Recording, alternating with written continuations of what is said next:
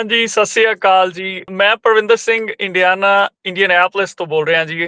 ਅੱਜ ਦੀ ਗੱਲਬਾਤ ਆਪਾਂ ਕਰ ਰਹੇ ਹਾਂ ਜੀ ਕੈਲੀਫੋਰਨੀਆ ਤੋਂ ਟਰੱਕਿੰਗ ਇੰਡਸਟਰੀ ਦੇ ਕਾਫੀ ਐਕਸਪਰਟ ਸਾਡੇ ਭਾਜੀ ਨੇ ਆਪਣੇ ਨਾਲ ਨੇ। ਉਹਨਾਂ ਬਾਰੇ ਅਸੀਂ ਗੱਲ ਕਰਨਾ ਚਾਹੁੰਦੇ ਹਾਂ। ਖਾਸ ਕਰਕੇ ਇੱਕ ਬਹੁਤ ਵੱਡੀ ਖਬਰ ਹੈਗੀ ਹੈ, ਆਪਣੇ ਜਿਹੜੇ ਨੌਨ ਡੋਮਿਸਾਈਲ ਲਾਇਸੈਂਸ ਹੋਲਡਰ ਬੰਦੇ ਨੇ, ਡਰਾਈਵਰਸ ਨੇ, ਆਪਣੇ ਭਰਾ ਨੇ ਜਿਹੜੇ, ਉਹਨਾਂ ਵਾਸਤੇ ਇੱਕ ਰਾਹਤ ਦੀ ਖਬਰ ਆਈ ਹੈ। ਇੱਕ ਬਹੁਤ ਵਧੀਆ ਗੁੱਡ ਨਿਊਜ਼ ਆਈ ਹੈ ਤੇ ਉਸ ਬਾਰੇ ਅੱਜ ਇੱਕ ਛੋਟੀ ਜਿਹੀ ਜਾਣਕਾਰੀ ਉਹਨਾਂ ਸਾਰੇ ਡਰਾਈਵਰਸ ਵਾਸਤੇ ਜਿਹੜੇ ਬਹੁਤ ਜ਼ਿਆਦਾ ਚਿੰਤਾ ਦੇ ਵਿੱਚ ਨੇ ਕਿ ਸਾਡਾ ਹੁਣ ਲਾਇਸੈਂਸ ਦਾ ਕੀ ਬਣਨਾ, ਤੇ ਉਹਦੇ ਬਾਰੇ ਆਪਾਂ ਗੱਲ ਕਰ ਰਹੇ ਹਾਂ ਸ਼ਾਇਦ ਭਾਜੀ ਨਾਲ, ਕੈਲੀਫੋਰਨੀਆ ਤੋਂ, US ਟਰੱਕ ਸੇਲ ਤੋਂ।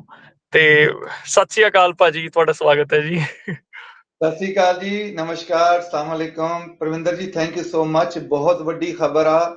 ਸਭ ਤੋਂ ਪਹਿਲਾਂ ਤੇ ਇਹ ਕਿ ਕੋਰਟ ਨੇ ਹਾਲਟ ਲਾ ਦਿੱਤਾ ਹੈ, ਸਟਾਪ ਲਾ ਦਿੱਤਾ ਹੈ ਫਰਦਰ ਐਕਸ਼ਨ ਤੇ ਜਿਹੜੇ ਨਾਨ ਸੀਰੀਅਲ ਵਾਸਤੇ FMCSA ਨੇ ਲੈਟਰ ਭੇਜ ਦਿੱਤੇ ਸੀ, ਸਪੈਸ਼ਲੀ ਕਿ 60 ਡੇਜ਼ ਬਾਅਦ ਉਹਨਾਂ ਦਾ ਜਿਹੜਾ ਸਿਸਟਮ ਆ ਉਹ ਕੈਂਸਲ ਹੋ ਜਾਣਾ, ਉਹਨਾਂ ਦਾ CDL ਕੈਂਸਲ ਹੋ ਜਾਣਾ।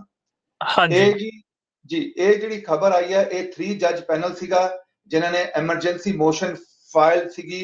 ਕਸਟਮਰ ਨੇ ਜਿਨ੍ਹਾਂ ਦਾ CDL ਸੀਗਾ, ਉਹਨਾਂ ਦਾ ਨਾਮ ਹੈ ਹੋਜ਼ੇ ਰਿਵੇਰਾ। ਉਹਨਾਂ ਨੇ ਤੇ ਨਾਲ ਪਬਲਿਕ ਸਿਟੀਜ਼ਨ ਲਿਟੀਗੇਸ਼ਨ ਗਰੁੱਪ ਆ, ਅਮਰੀਕਨ ਫੈਡਰੇਸ਼ਨ ਆਫ ਟੀਚਰ ਦਾ ਤੇ AFCME ਨੇ ਮਿਲ ਕੇ ਹੋਰੇ ਰਿਵੇਰਾ ਲੁਹਾਨ ਦੀ ਜਿਹੜੀ ਆ ਅਪੀਲ ਪਾਈ ਸੀ।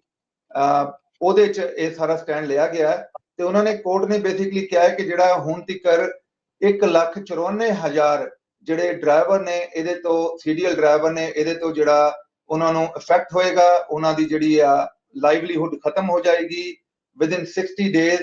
ਤੇ ਉਹਦੇ ਵਾਸਤੇ ਕੋਰਟ ਨੇ ਕਿਹਾ ਜੀ ਸਾਨੂੰ ਟਾਈਮ ਚਾਹੀਦੀ ਆ, ਅਸੀਂ ਇਹਨੂੰ ਪੜ੍ਹਨਾ ਚਾਹੁੰਦੇ ਹਾਂ, ਅਸੀਂ ਦੇਖਣਾ ਚਾਹੁੰਦੇ ਹਾਂ ਇਹ ਕੀ ਸਿਚੁਏਸ਼ਨ ਆ, ਤੇ ਫਿਰ ਉਹਦੇ ਤੇ ਸਾਨੂੰ ਐਕਸਪਲੇਨ ਕਰਾਂਗੇ ਕਿ ਇਹਦਾ ਕੀ ਅੱਗੇ ਮਾਮਲੇ ਚੱਲਨੇ ਨੇ। But for the time being ਇਹਦੇ ਤੇ ਹਾਲਟ ਲੱਗ ਗਿਆ ਹੈ। ਇਹ ਹਾਲਟ 1 ਵੀਕ ਦਾ ਹੋ ਸਕਦਾ ਹੈ, 2 ਵੀਕ ਦਾ ਹੋ ਸਕਦਾ ਹੈ। ਇਹਦੀ ਆਊਟਕਮ ਜਿਹੜੀ ਹੈ ਡਿਫਰੈਂਟ ਹੋ ਸਕਦੀ ਹੈ। ਇੱਕ ਆਊਟਕਮ ਤੇ ਇਹ ਹੋ ਸਕਦੀ ਹੈ ਕੋਰਟ ਕਵੇ ਜੀ ਸਭ ਕੁਝ ਠੀਕ ਆ, ਇਹ ਕਾਨੂੰਨ ਲਾਗੂ ਹੋ ਗਿਆ। ਦੂਸਰਾ, ਕੋਰਟ ਜਿਹੜੀ ਹੈ ਮੋਸਟ ਪ੍ਰੋਬਬਲੀ ਜਿਹੜੇ 99% ਚਾਂਸਸ ਨੇ, ਕੋਰਟ ਕਵੇਗੀ ਜੀ ਇਹਦੇ ਵਾਸਤੇ ਸਾਨੂੰ ਪੂਰੀ ਸੁਣਵਾਈ ਕਰਨੀ ਪੈਣੀ ਆ। ਉਹਦਾ ਮਕਸਦ ਹੈ ਕਿ 2026 ਚ ਦੋਵੇਂ ਪਾਰਟੀਆਂ ਦੀ ਸੁਣਵਾਈ ਹੋਏਗੀ, ਉਹਨਾਂ ਦੇ ਆਰਗੂਮੈਂਟ ਦੇਖੇ ਜਾਣਗੇ ਤੇ ਇਹਦੀ ਜਿਹੜੀ ਫਰਦਰ ਆਊਟਕਮ ਆ ਉਹ ਇਹ ਵੀ ਹੋ ਸਕਦੀ ਆ, ਜਿਹੜੀ ਮੇਰੀ ਆਪਣੀ ਅੰਡਰਸਟੈਂਡਿੰਗ ਆ, ਜਿਹੜਾ ਮੈਂ ਪੜ੍ਹਿਆ, ਕਿ ਉਹ ਕਹਿਣ ਕਿ ਜੀ ਇਹ ਕਾਨੂੰਨ ਜੇ ਲਾਗੂ ਕਰਨਾ ਹੈ ਤੇ ਫਿਰ ਇਹਨੂੰ ਪ੍ਰੋਪਰ ਚੈਨਲ ਨਾਲ, ਜਿਹੜਾ ਪੂਰਾ ਤੁਹਾਨੂੰ ਪਤਾ ਹੈ ਇੱਕ ਪ੍ਰੋਸੈਸ ਹੈਗਾ, ਬਿੱਲ ਪੇਸ਼ ਕਰਦੇ ਉਹਦੇ ਤਰੀਕੇ ਨਾਲ ਲਾਗੂ ਕਰੋ।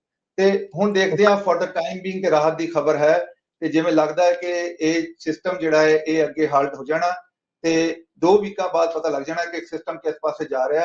But for the time being ਬਹੁਤ ਰਾਹਤ ਦੀ ਖਬਰ ਆ ਜੀ।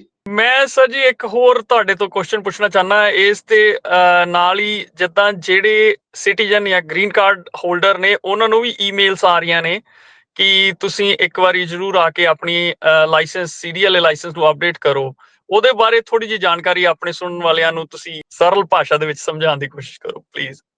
ਇਸੇ ਕੇਸ ਦੇ ਬਾਬਤ ਜਦੋਂ ਇਹ ਜੇ ਹੋਰੇ ਰਿਵੇਰਾ ਸਾਹਿਬ ਸੀਗੇ, ਇਹ ਗਏ DMV, ਇਹਨਾਂ ਨੇ ਕਿਹਾ ਜੀ ਮੇਰਾ ਲਾਇਸੈਂਸ ਰਿਨਿਊ ਕਰਨਾ ਹੈ ਤੇ DMV ਨੇ ਸਿੱਧਾ ਕੈਂਸਲ ਕਰ ਦਿੱਤਾ।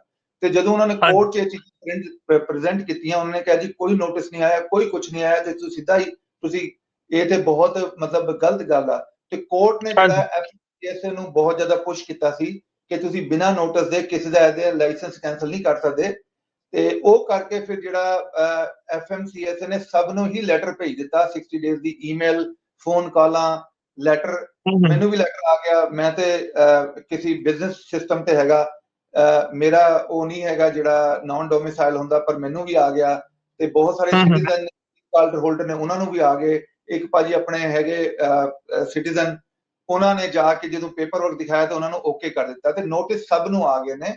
ਉਹਦੇ 'ਚ ਉਹਨਾਂ ਨੇ ਕੋਈ ਬ੍ਰੇਕ ਨਹੀਂ ਲਾਈ। ਉਹਨਾਂ ਨੇ ਕਿਹਾ ਜਦੋਂ ਕੋਰਟ ਨੇ ਫੜ ਲਿਆ ਤੇ ਹੁਣ ਸਭ ਨੂੰ ਹੀ ਭੇਜ ਦਿੱਤਾ ਜਾਏ। ਪਰ ਜਿਹੜੀ 60 ਡੇਜ਼ ਦਾ ਜਿਹੜਾ ਸੀਗਾ ਉਹ ਹੁਣ ਜਿਵੇਂ ਕੋਰਟ ਨੇ ਹਾਲਟ ਕਰ ਦਿੱਤਾ ਹੈ, ਉਹ ਹੁਣ ਹਾਲਟ ਤੇ ਚਲੇ ਗਿਆ। ਤੇ ਬਾਕੀ ਜਿਹੜੀ ਆ, ਅੱਜ ਤੇ ਤੁਹਾਨੂੰ ਪਤਾ ਛੁੱਟੀ ਹੈ ਕੋਲੰਬਸ ਡੇ ਦੀ, ਤੇ ਅੱਜ ਜਿਹੜਾ ਇਹਦੇ ਤੇ ਕੋਈ ਜ਼ਿਆਦਾ ਸਾਨੂੰ ਅੰਡਰਸਟੈਂਡਿੰਗ ਨਹੀਂ ਹੋ ਰਹੀ ਕਿ ਕਿਸ ਪਾਸੇ ਜਾਏਗਾ ਸਿਸਟਮ। ਪਰ ਜਿਹੜੀ ਲਿੰਕ ਹੈਗਾ, ਕੋਰਟ ਦਾ ਜਿਹੜਾ ਲਿੰਕ ਆ, ਉਹ ਮੈਂ ਖਬਰ ਦੇ ਨਾਲ ਲਾ ਰਿਹਾ। USA ਟਰੱਕ ਸੇਲ ਜਿਹੜਾ ਕੋਸ਼ਿਸ਼ ਕਰਦਾ ਹੈ ਕਿ ਆਪਣੇ ਭੈਣਾਂ ਭਰਾਵਾਂ ਨੂੰ, ਫੈਮਲੀਆਂ ਨੂੰ, ਕਿਉਂਕਿ ਇਹ ਖਾਲੀ 1,96,000 ਡਰਾਈਵਰ ਨਹੀਂ ਹੈਗੇ, 1,96,000 ਫੈਮਲੀਆਂ ਨੇ, 1,96,000 ਦੇ ਅੱਗੇ ਡਿਸਪੈਚਰ ਨੇ, ਰਿਪੇਅਰਮੈਨ ਨੇ, ਈਵਨ ਰੈਸਟੋਰੈਂਟ ਦੇ ਲੋਕ ਜਿਹੜੇ ਨੇ ਉਹ ਵੀ ਵਿਚਾਰੇ ਪ੍ਰੋਬਲਮ 'ਚ ਨੇ, ਕਿਉਂਕਿ ਆਪਣੇ ਬੰਦੇ ਜਿਸ ਰੈਸਟੋਰੈਂਟਾਂ 'ਚ, ਢਾਬਿਆਂ 'ਚ ਰੋਟੀ ਖਾਂਦੇ ਸੀ ਉਹ ਵੀ ਬਿਲਕੁਲ ਹੀ ਉਜਾੜ ਪਏ ਨੇ। ਇਹ ਸਾਰਾ ਸਿਸਟਮ ਜਿਹੜਾ ਹੈ ਇਹ 500,000 ਦੇ ਉੱਤੇ ਚੱਲ ਜਾਂਦਾ ਹੈ, ਕਿਉਂਕਿ ਜੇ ਦੇਖਿਆ ਜਾਏ ਆਪਣੇ ਜਿਹੜੇ ਬੰਦੇ ਨੇ ਉਹ ਆਪਣੀ ਖਾਲੀ ਜੌਬ ਕ੍ਰੀਏਟ ਨਹੀਂ ਕਰ ਰਹੇ, ਆਪਣੇ ਨਾਲ ਘੱਟੋ ਘੱਟ 4-5 ਲੋਕਾਂ ਹੋਰ ਦੀ ਵੀ ਜੌਬ ਕ੍ਰੀਏਟ ਕਰ ਰਹੇ ਨੇ। ਤੇ ਜੇ 1,60,000 ਲੋਕਾਂ ਨੂੰ ਤੁਸੀਂ ਹੱਥ ਖੜੇ ਕਰ ਦਿੱਤੇ, ਉਹਦੇ ਨਾਲ ਦੇਖੋ ਕਿੰਨੀ ਫੈਮਲੀਆਂ ਜਿਹੜੀ ਜੁੜੀਆਂ ਨੇ ਤੇ ਕਿੰਨੇ ਹੋਰ ਬਿਜ਼ਨਸ ਜੁੜੇ, ਉਹ ਸਾਰੇ ਪ੍ਰੋਬਲਮ 'ਚ ਆ ਜਾਣਗੇ ਜੀ। ਬਿਲਕੁਲ ਜੀ, ਬਹੁਤ-ਬਹੁਤ ਧੰਨਵਾਦ ਤੁਹਾਡਾ। ਤੁਸੀਂ ਬਹੁਤ ਵਧੀਆ ਢੰਗ ਨਾਲ ਬੜੀ ਸਰਲ ਭਾਸ਼ਾ ਦੇ ਵਿੱਚ ਇਹ ਪੂਰੀ ਜਾਣਕਾਰੀ ਸਾਡੇ ਸੁਣਨ ਵਾਲਿਆਂ ਨਾਲ ਸਾਂਝੀ ਕੀਤੀ ਹੈ ਜੀ। ਬਹੁਤ-ਬਹੁਤ ਧੰਨਵਾਦ ਜੀ। Thank you so much Parvinder ਜੀ। ਸਾਡੀ ਲੋਕੇਸ਼ਨ ਹੈ ਇੰਡੀਅਨਐਪਲਸ, ਈਪੀਐਫ ਕਲੀਨ ਕਰਨ ਵਾਸਤੇ, ਟਰੱਕ ਬਾਈ ਕਰਨ ਵਾਸਤੇ। ਸਾਡੀ ਲੋਕੇਸ਼ਨ ਫੌਂਟੈਨਾ, ਸਾਡੀ ਲੋਕੇਸ਼ਨ ਹੈਗੀ ਜੀ ਬੇਕਰਫੀਲਡ, ਡੀਪੀਐਫ ਕਲੀਨ ਕਰਨ ਵਾਸਤੇ, ਟਰੱਕ ਬਾਈ ਕਰਨ ਵਾਸਤੇ। ਜੇ ਤੁਸੀਂ ਕੈਨੇਡਾ 'ਚ ਹੋ, ਡੀਪੀਐਫ ਕਲੀਨ ਕਰਨਾ ਤੇ ਤੁਸੀਂ ਸਾਨੂੰ ਕੈਨੇਡਾ ਵੀ ਚੈੱਕ ਕਰ ਸਕਦੇ ਹੋ। ਫੋਨ ਨੰਬਰ ਆ 1833-698-7224। ਸਭ ਨੂੰ ਸਤਿ ਸ੍ਰੀ ਅਕਾਲ, ਨਮਸਕਾਰ ਤੇ ਸਲਾਮ ਅਲੈਕੁਮ। ਧੰਨਵਾਦ ਜੀ, ਸਤਿ ਸ੍ਰੀ ਅਕਾਲ ਜੀ।